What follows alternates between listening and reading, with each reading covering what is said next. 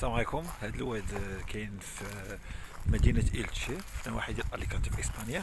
شوفوا سبحان الله، كل واد كما نقولوا خدا حقه من الجمال، حتى الواد اهتموا به. شوفوا الجمالية ديال الرسومات، سبحان الله. دابا هذا واد سبحان الله أخذ الاهتمام.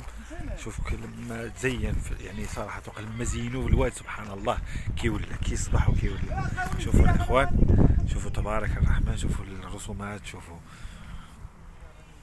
حتى الواد أخذ حقه من الجمال وأخذ حقه من الاهتمام سبحان الله.